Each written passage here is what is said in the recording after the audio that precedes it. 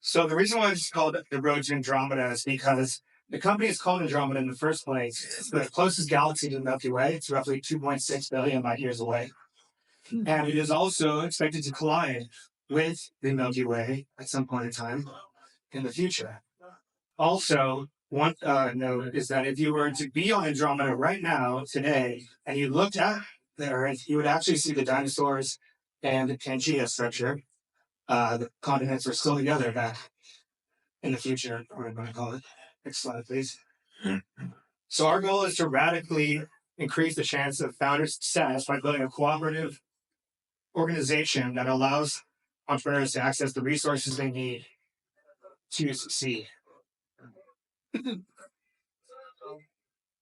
And I just explained that. As you see here is a nice little visualization of Andromeda. And the goal is to build out a new type of ecosystem of innovation and development so that it can eventually be integrated with the existing system and be more intelligent and also more secure. And that's where Web3 and AI come into place. We are right now in the process of democratizing both intelligence and security. Venture studios have a 62% higher exit rate because they are much more hands-on. It's a lower risk, lower reward, but the reality is most people are not in a position to be successful as a startup founder on their first try. Most people fail, and that's because the founder journey is one of skill, not of luck. The model here is to try to provide much more hands-on support and much more dynamic structure of support for founders by offering them lightning fast MVP development, high-quality software design, and also implementation, flexible pricing, fundraising support, and high-converting designs and marketing.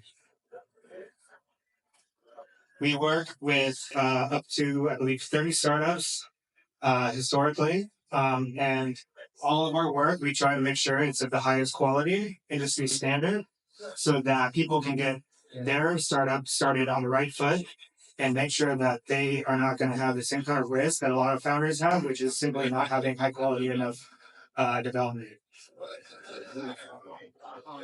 All the startups need in-house. We have flexible pricing models, which include sweat equity. We also do cash and equity mixtures. And then we also provide enterprise consulting. And we also help our founders, if they are struggling with cash, get consulting clients so that they can work part-time as consultants while they do their projects.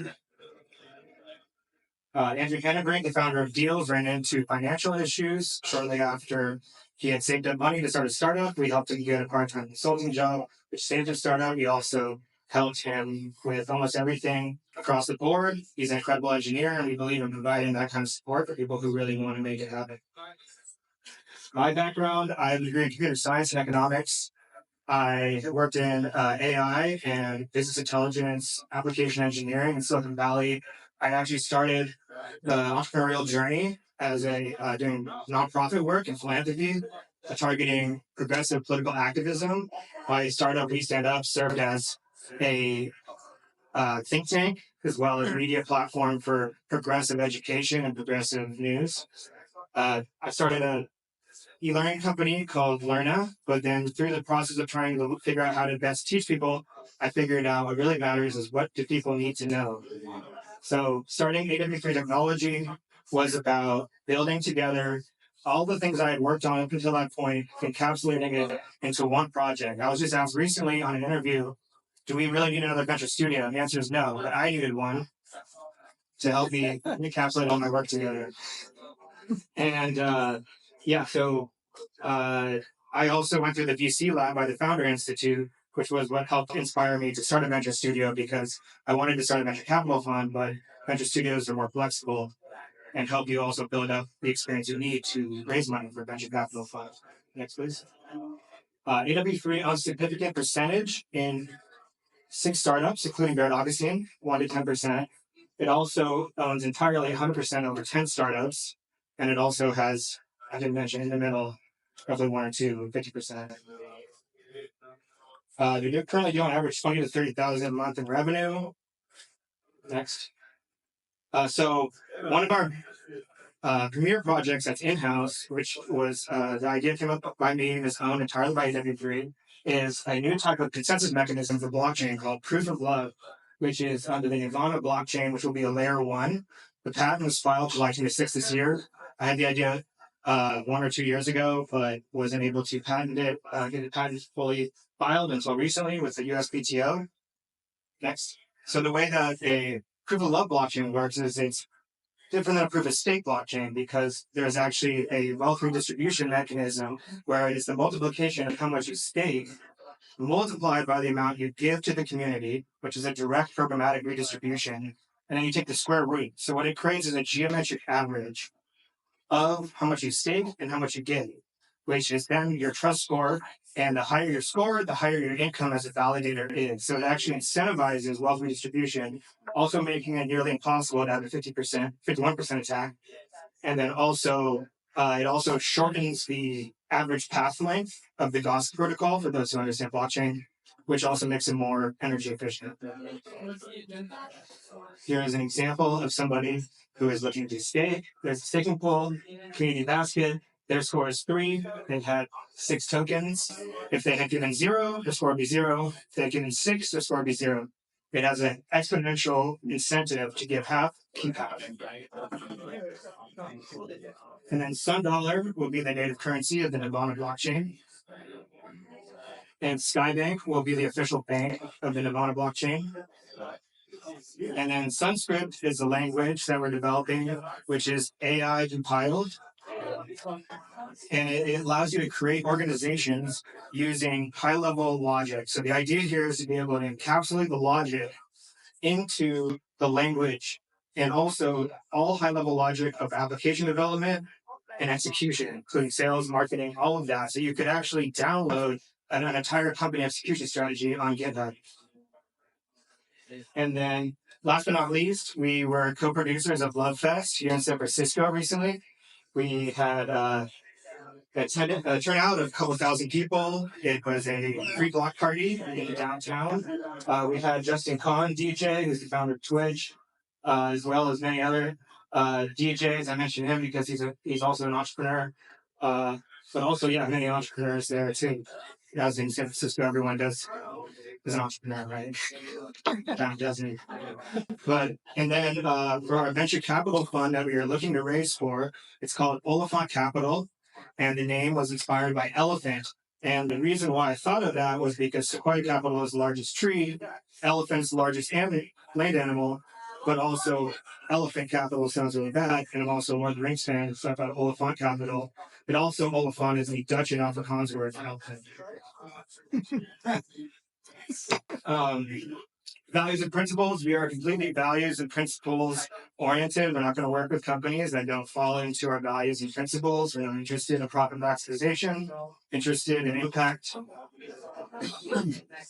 Why now? Why do we need to come up with radical, revolutionary ways to change the way we build and innovate?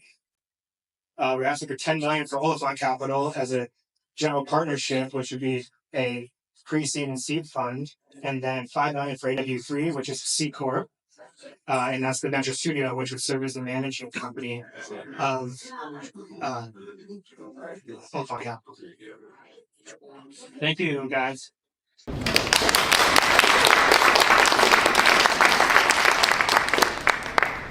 Any questions? Can you touch on why a venture studio over an accelerator? Yeah, so the main difference between a venture studio and accelerator is accelerators are essentially funds that provide an educational infrastructure, whereas a venture studio takes a larger percentage and also often actually comes up with the ideas themselves or takes partial ownership of the idea. People in the venture studio will actually directly work on and build the companies, so they have much lower chances of failure. And if the founder, for some reason, can't keep working on it, that project could actually be taken over by the venture studio. And venture studios also are people can also get a percentage of the venture studio as they work on their startups, which helps lower their risk. So they get a piece of the whole pie of everything that everyone's working on. Think of Y Combinator. If you were able to get equity in Y Combinator too, so that as you did your startup, even if it failed, you would get a piece of everybody's work. It's more collaborative and it's less winner takes all. Quick question there. I think your entire presentation on most of them is the Trinity. Remember, you intend to expand your calculations so that if an organization or company or a person has the same input and output, that there will be some value in the dollar. Absolutely. Yeah. Well, correct me if I'm wrong, but you're saying the organization itself can use the Trinity score for stock.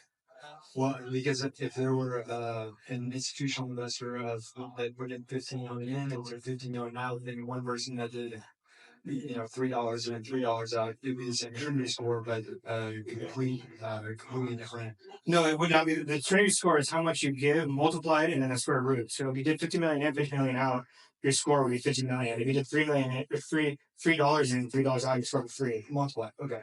Awesome. So it's multiplied together then the square root of that. Yeah. But if you take $50 million out and you give 0 in, your score is 0. Right. Or you put 50 million in and you have 0 staying. But it's actually like basically you could also have an organization that uses the Trinity score calculation for influencing the organization. You could have a DAO run based on that model. And that's actually the plan for the Andromeda DAO.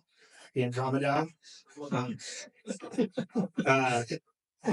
Yeah, that's I can't cover everything in this, but yes, it is the goal to have, and I actually call it proof of love networks, and basically to have a type of corporate structure called a PLN, where it uses the Trinity score calculation for corporate voting. All right, what other questions do we got? Hey, Lam. How do you make your decks so pretty? So nice.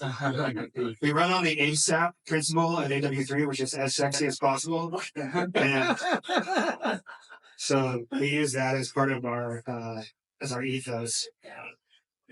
Sorry, one more in back. What are the companies you have staking? The companies you have staking. Well, one is Baron Augustine.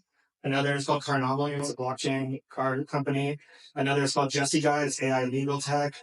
Another is Deals, which is a basically AI for hunting down deals on used vehicles and also other used items on the internet. We have a stake in Obsidian, which is a blockchain and AI based intellectual property project, and then also there's other ones too. Sorry, off the top of my head, that's sorry about. And what kind of companies are you looking to find for your venture studio? Like which founder should come talk to you? Pretty much anybody down to talk to. Any founder who wants to do something that's exciting and fun and feels not very excited about what they're doing now or feels like they're struggling. All right, do we have any other questions? San Francisco.